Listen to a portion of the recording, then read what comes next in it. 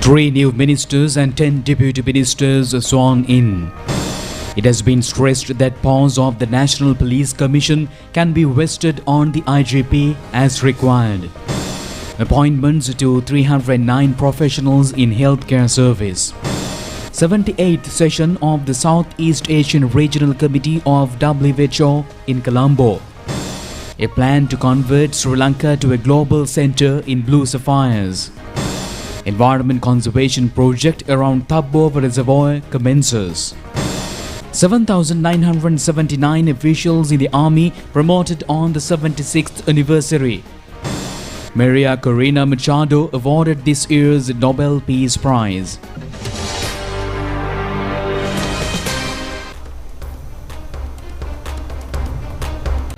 On to those and other stories in detail now, and starting off with the top local story. The government has carried out the cabinet reshuffle aimed at expediting and improving the efficiency of national development goals aligned with the 2026 budget. And accordingly, 3 new ministers and new deputy ministers were sworn in before President Anura Kumara Dissanayake at the Presidential Secretariat this morning. Bimal Niroshan Ratnayaka Metituma. Bimal Ratnayaka has been appointed as the Minister of Transport, Highway and Urban Development. Anura Karunatilaka Metituma. Anura Karunatilaka is the new Minister of Ports and Civil Aviation. Susil Ranasinghe Metituma. Susil Ranasinghe was sworn in as the Ministry of Housing, Construction and Water Supply. Anil Jayantha Pranandu Metituma. Anil Jayantha Fernando is the Deputy Minister of Finance and Planning.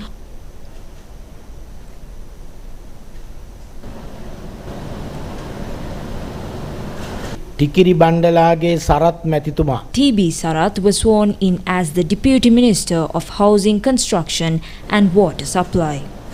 MM Mohammad Munir Metituma. Muhammad Munir has been appointed as the Deputy Minister of Religious and Cultural Affairs. Eranga Gunasekara Metituma. And Eranga Gunasekara as the Urban Development Deputy Minister. Mudita Hansaka Vijayamuni Metituma. Dr. Hansaka Vijayamuni sworn in as the Deputy Minister of Health. Aravinda Senarat Vitarana Metituma. Aravinda Senarat Vitarana is the new Deputy Minister of Lands and Irrigation.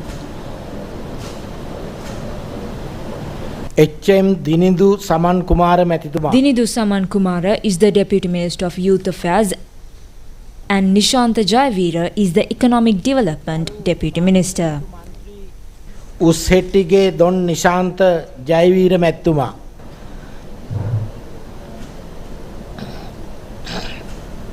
Kaushalya Aryaratna Metitumiya. Dr. Kaushalya Aryaratna was appointed as the Mass Media Deputy Minister.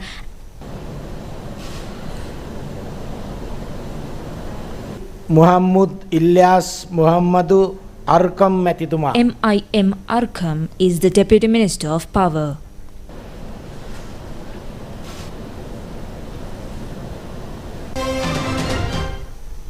And on the same note, several new ministers and deputy ministers assumed their duties at their respective ministries today. Minister Bimal Ratnayake assumed duties at the Urban Development Ministry and Battaramulla. Eranga Gunasekara assumed duties as the Deputy Minister. Professor Kapila Pereira, who has been appointed as the Div Secretary to the Ministry, also assumed his duties.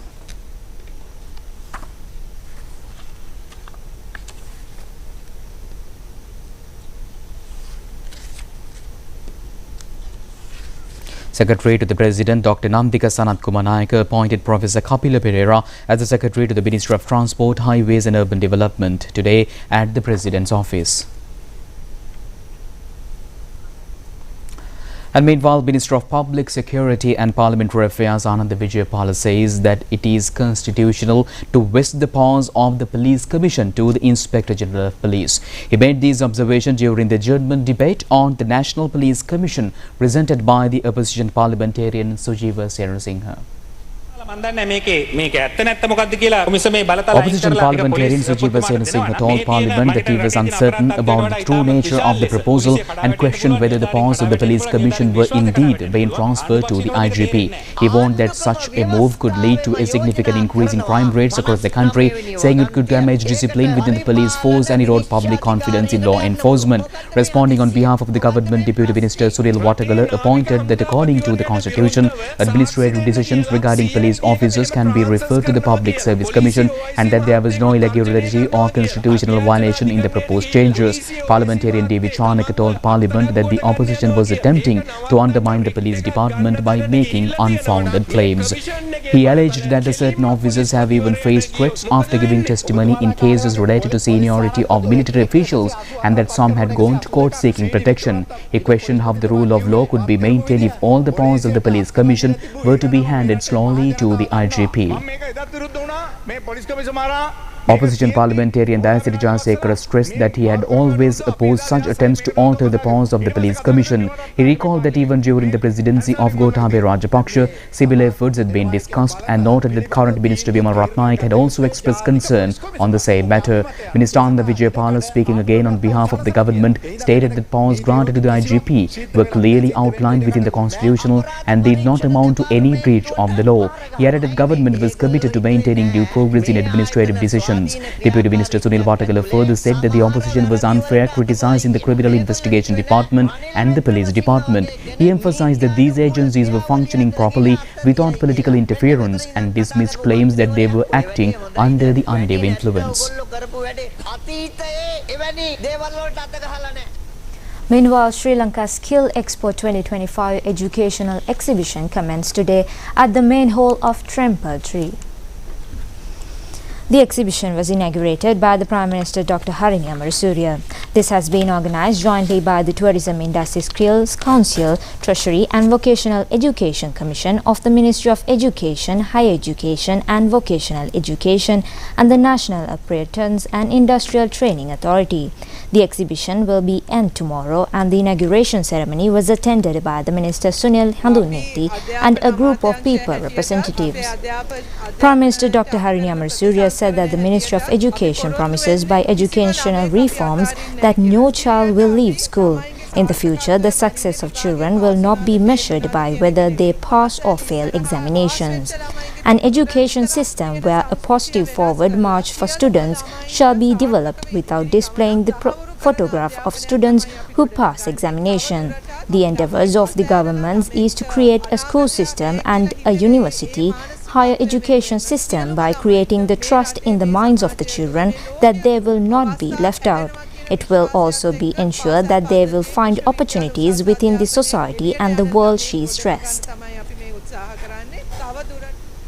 300 new health professionals were recruited to the health service today. The relevant appointment letters were distributed at the auditorium of the new OPD building of the National Hospital.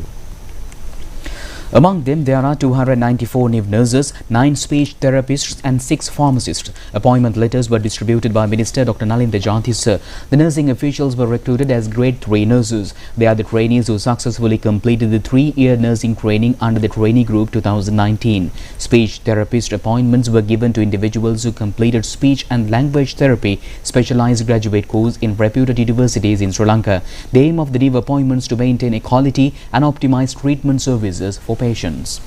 Minister Dr. Nalinda Jantisa said that special attention should be focused to control non-contagious diseases and mental illnesses. Concerns will also be raised regarding the nutritional problems. The government is preparing a strategic plan based on the current health policy. The aim is to complete it within this year. Government will also pay high priority to health education. Out of the entire state expenses this year, a sum of 604 billion rupees has been allocated to health service. It is expected to allocate more funds in the next year. 78th World Health Organization Regional Committee for Southeast Asia will be held in Colombo. From 13th to 15th of this month, health leaders would deliberate upon strengthening primary health care and combating smokeless tobacco as key priorities. Health ministers and senior officials from member states are also expected to discuss expanding the corpus of the Southeast Asia Regional Health Emergency Fund and accelerating actions against antimicrobial resistance during this event.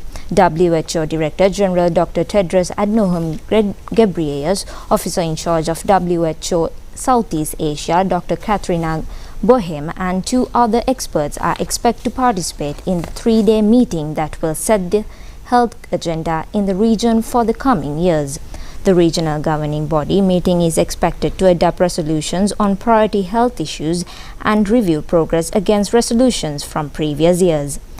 The member states who are expected to adopt to declaration on health aging.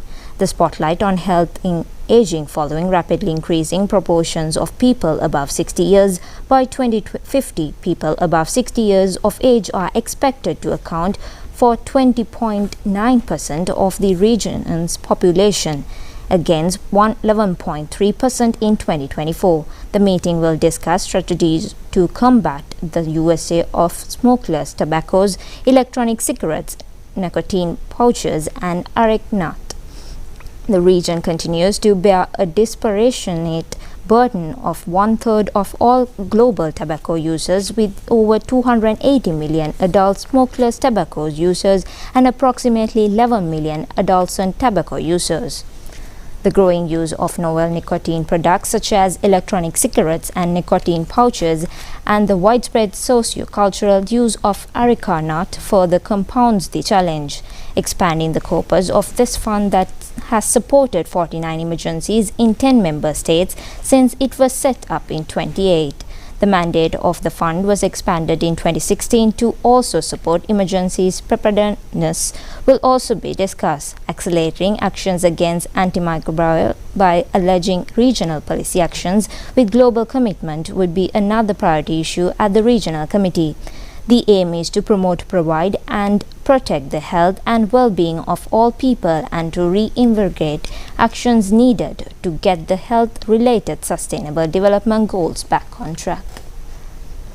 On your more local stories this evening, Minister Anil Jayantha Fernando stated in the Parliament today that laws will be formulated in the future to regulate illegal online and microfinance institutions. He expressed these views answering a query raised by the Leader of the Opposition, Sajith Premadasa. Leader of the Opposition, Sajith Premadasa, said that online loan mafia is engaged in illegal finance business, incurring high interest rates on the innocent public of the country. According to Minister Anil Jayantha Fernando, although it has been illegal from a financial perspective, it can be described as legal under the Companies Act, and the problem lies there. Money laundering, financial terrorism and financial intelligence are maintaining their activities normally. Microfinance has become extremely intolerable at village level since there are only 5 institutions registered with the central bank. The government is taking steps to pass the act to regulate thousands of illegal institutions. නියාමනය කිරීමට අදාළ කටයුත්තර ගෙනල්ලා වැඩ කටයුතු කරන්න මේ පනත සම්මත වීමත් එක්ක අපි මැදිහත් වෙනවා. Parliamentarian Chamara Sampath Dasanayake questioned whether the salary increase of state employees is implemented or not.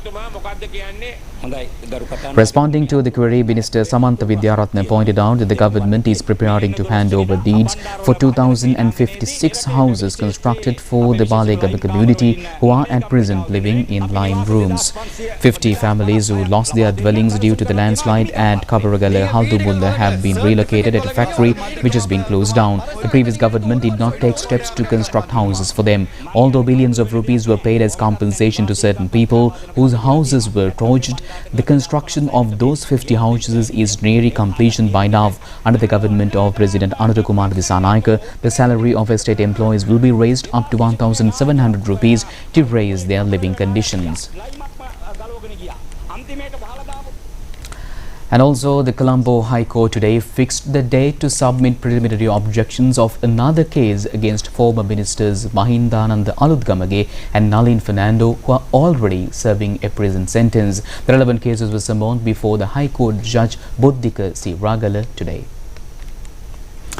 Accordingly, it has been ordered to submit preliminary objections on the 21st of November. Prison officials today brought the two former ministers to Colombo High Court premises. They have been accused of misappropriation of government funds over 39 million rupees by importing 14,000 carom boards and 11,000 checkerboards through Santosa to be distributed among the political officers of then presidential candidate Mahinda Rajapaksa during the 2015 presidential election period. The Primary Commission today informed the Colombo Magistrates Court that a decision has been taken to file indictment at the Colombo High Courts against the suspects, including former Minister Kehelia Rambukwella. He has been accused of nominally recruiting 15 close friends into his private staff during the tenure as the Minister of Mass Media, Health and Environment and committing the offence of corruption by making a loss to the government through misappropriation of over 8 million rupees as salaries and overtime allowances. Accordingly, indictments will be filed against former Minister Kehelia Rambukwella, his private secretary Ramit Rambukwella, his daughter and a housemaid in his residence. Colombo High Court today fixed the dates to summon the case filed by the Bribery Commission against 4 defendants, including former Governor of the Central Bank Ajit Niwat Cabral, on the 17th of December. The case has been filed under the charge of causing a loss of over 1.8 billion rupees to the government by investing funds on the Greek bonds. The appeal court today ordered to summon some of the writ applications on the 14th of this month to look into the possibility of arbitrating them that are filed requesting an order to release some vehicles detained at the Sri Lanka customs. The cause of detaining them is that the relevant letters of credit has been opened in Sri Lanka and exporting the vehicles from a country not mentioned in these letters. Colombo Magistrates Court today ordered to summon a case filed against former Minister Priyanka Rajaratne on the 10th of December. He has been accused of committing the offence corruption by influencing and motivating the officials of Civil Aviation Services Authority to credit a sum of 494,000 rupees into a private bank account in Chilo, where he was acting as the Minister of Civil Aviation Services in 2013. A project of environmental conservation implemented led by the government centering Thabava Reservoir at Karuwal Gaswawa in Puttalam commenced today. The program, jointly organized by the Ministry of Environment and Clean Sri Lanka program, will continue for 3 days. A number of programs will be conducted under this, focusing a large number of areas with the objective of finding immediate solutions to the problem of wild elephants in Puttalam district. Renovation of tanks and environment system depleted in the wildlife reserves by removing invasive plants spread around tanks such as water hyacinth, algaroba bean and wild ginger will be carried out by enriching the habitats of wild elephants and other wild animals. The program will be implemented with the help of police, the 3 armed forces, civil defense soldiers, villagers, school students and more than 1,500 others. Deputy Minister Anton Jaikudi said that the main objective is to limit wild elephants entering villages. Although this cannot be completely stopped, the duration of wild elephants entering villages can be minimized to 2 to 3 months, thus reducing the conflict by 30 to 40%. Minister Professor Chandana Aberatna pointed out that the government is preparing to initiate long-term solutions to minimize the wild elephant-human conflict. Construction of a new material sorting centre at Variapola under the Clean Sri Lanka program commenced yesterday. A sum of 33 million rupees will be spent on it. The centre, to be established on a land owned by Variapola Paradeshya Sabha, will be gathered non-degradable waste such as plastic, polythene and debris and will also be recycled. Minimizing the amount of garbage in garbage bins, developing an economic to promote recycling and minimizing environment pollution are main objective of this program. Deputy Minister Ruwan Senarath said that grants have been allocated for 54 programs via Deputy Ministry of Public Administration, Provincial Councils and Local Government. A program to train coaches for the next-gen leaders' attitude and personality development was held today. The program, organized parallel to the Clean Sri Lanka program, which changed the attitudes of school children and also developed the Clean Sri Lanka concept in them. Meanwhile, Minister of Industries and Entrepreneurship Development Sunil Handunnetti says that making Sri Lanka the hub of blue sapphires is a prioritized objective of the government. He made these comments participating at the 3rd International Research Symposium held at the Sri Lanka Foundation Institute in Colombo. This event has been organized by the Research and Training Institute of Gems and Jewellery. This was held with the objective of results of the researches conducted by the gem and jewellery experts and to institutionalize their new technologies. 3 technical sessions has been organized in the symposium under the themes of technical innovations, tourism industry, survey and evaluation of gem and precious metal reserves, gem mining industry for development targets in 2030, value addition of gems, artificial gems and imitation gemstones. A poster session was launched and 23 local and foreign research papers were also held at this symposium. And some more local news items in brief. 10-member leading USA investment delegation headed by Walter Beeds of Strategic Bureau of Hudson Institute in the Washington, D.C. met Minister Vijay Hera today at the Ministry of Foreign Affairs, Foreign Employment and Tourism. They focused attention on the investment-conducive environment developing in Sri Lanka economy and the program implemented by the present government for economic development. The 76th anniversary of the Sri Lanka Army falls today. The commemoration ceremony to mark this event was held at the Army Infantry Grounds at Panagoda in Homagama under the patronage of Army Commander Lieutenant General Lasante Rodrigo. In occurrence to the 76th anniversary, 7,979 non-commissioned female and male officers of the Sri Lanka Army were also promoted.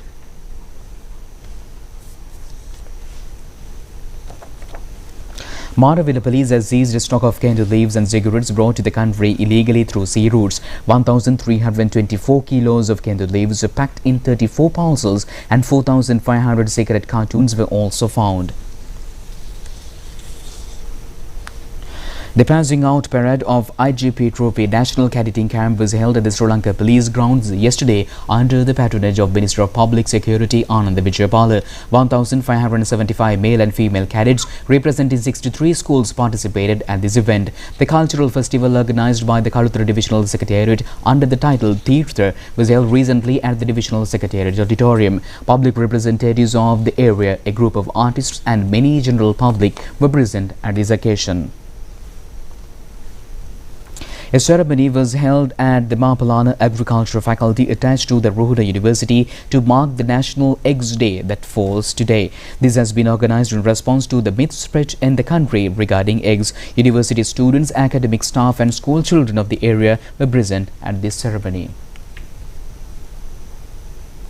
And meanwhile, a seminar was organized yesterday at the Colombo Mahaveli Center Auditorium aimed at providing justice to the victims of the Black Julie massacre of 1983 and political victims. The seminar was held to dedicate to the people the book authored by Nandana Veeraratne and translated by Manoranjan titled Rata Venasu Asutune Kalu Julie Dinahata or 7 Days of the Black Julie of 1983 that destroyed the country. National Movement for the People's Power and Democratic Rights organized this seminar where the keynote address was delivered by the General Secretary of the Janata Vimukti Perabuna, Telvin Silva. General Secretary of the Janata Vimukti Perabuna, Telvin Silva said that during the 1970 to 1980 era, books were written by those in power to fulfill their wishes. As such, a distorted version of history has been created within the society. Janata Vimukti Perabuna suffered a lot during that period of the history. The people of these familiar with the term 88-89 JVP terror, but the book describes the real people who started the terror. In fact, JVP was a victim of 88-89 terror, not an 88-89 terror by JVP. He added that he was a full-time activist of Janata Vimukti Perabuna in Berubala electorate in Kaluthara district during the 1983 Black Julie period. Within the banning of the party, it had to go underground and continue political activities since it was the right of the party. The activists of JVP were taken into custody and as a result of a plan carried out by the J.R. Jayawardena administration. The rulers wanted to safeguard their powers within his social system and the entire society of North, East and South were paid heavily for this. The government will not allow anyone to take back the country in that period. Since the party had learned lessons during that time, democratic system will also be safeguarded, he added. Museus College has launched a special initiative titled Pink Wednesday to mark Breast Cancer Awareness Month in a pioneer effort to promote advocacy, education and early detection of the disease.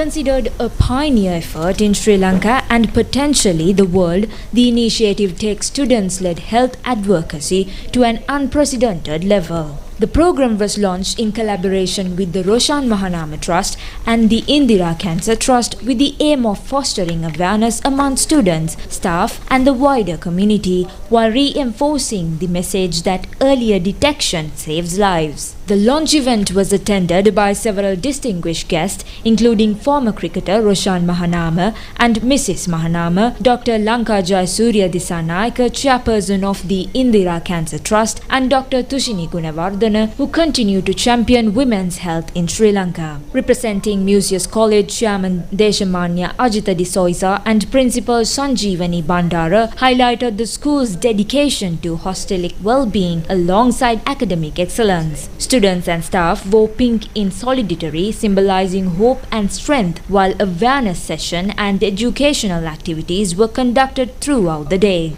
Pink Wednesday is expected to become a monthly tradition, serving as a continuous reminder that awareness is the first step in the fight against breast cancer.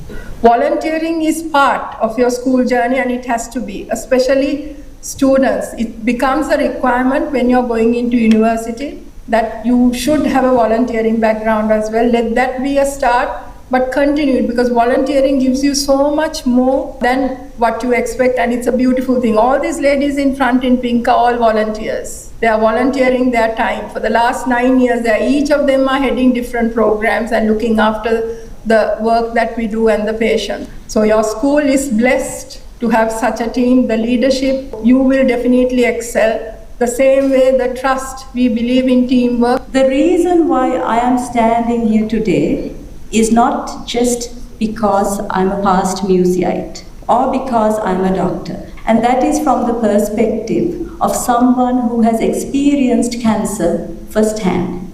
I have had cancer twice in my life.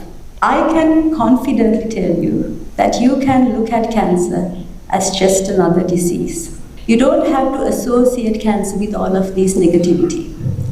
And how did I come to think like this? It's through mindfulness. So I've been meditating for more than 10 years now. The other advantage of mindfulness for not only face difficulties or face challenges, but in your studies. Today is a historic day, as Museus College is likely the first school in Sri Lanka and possibly in the world to modify part of the traditional uniform at least for one day each month on the first Wednesday in order to formally observe a monthly breast cancer awareness initiative and promote awareness about breast cancer.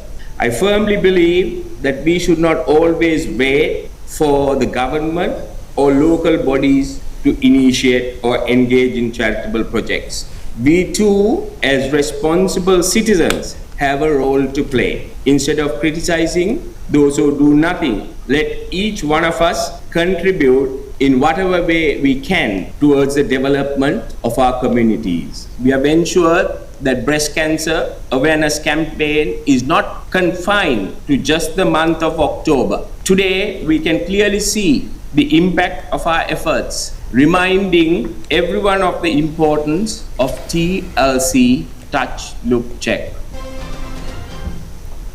That was a positive note on Pink Wednesday combating against breast cancer, and you are joining with Rupavahini English News. The Director General of the Government Information Department, Harsh Bandara, says that the government will never attempt to regulate media using PAW. He made these remarks participating in a program held at Grithle area in Polonnaruwa recently.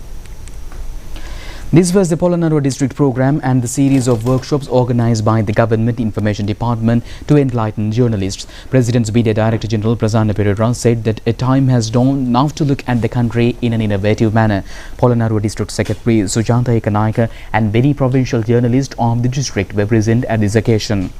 Director General of the Government Information Department Harsh Bandara says that the journalists of the media institutions will not be curbed under the charge of criticizing the government. Even in the cabinet press briefing, the government does not limit the right of questioning of the journalists. Restrictions are only being imposed to provide opportunity for all journalists, and the government is attempting to advance forward a new journey under the title of Towards Modernity Through Mastery. Stay tuned with international news after this break.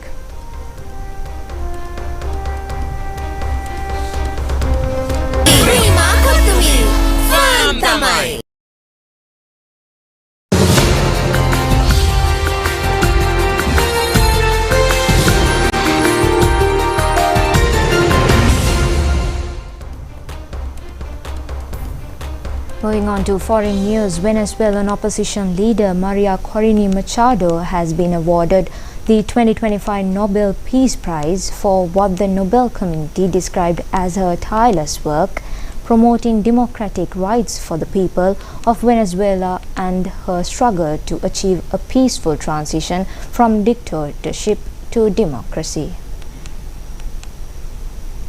Machado, a 58-year-old, said she was shocked with joy upon hearing the news. She had been barred from contesting last year's presidential election, widely condemned internationally as neither free nor fair. The opposition leader has largely remained in hiding since the disputed election.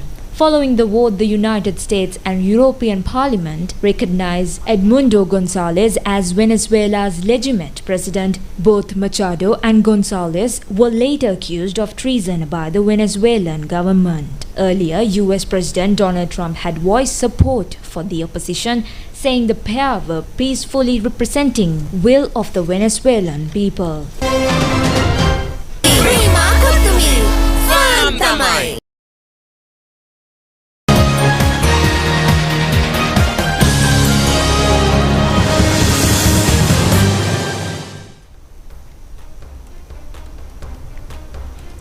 Welcome back, and on your sports update this evening, the match between Sri Lanka and England in the Women's World Cup One Day International Cricket Tournament will be played at the R. Premadasa International Cricket Stadium in Colombo tomorrow. This will be the third match in Sri Lanka participating in this year's tournament, and Sri Lanka lost to India in the first match, and the second match against Australia was abandoned due to rain. England have won both the matches played in the World Cup Championship and is occupying the second place in the points table, while Sri Lanka is placed the sixth. Meanwhile, 20 ODI matches have been played between Sri Lanka and England women's cricket teams. England were able to win 17 matches, while Sri Lanka recorded one victory. 2 matches ended without a result. 4 matches have been played at the R. Premadasa International Cricket Stadium in Colombo till the date. And that's it on tonight's local stories and foreign stories and sports stories. Do watch us tomorrow at the very same time. I'm Charita signing off with Situmi. Stay safe. Good night. Good night.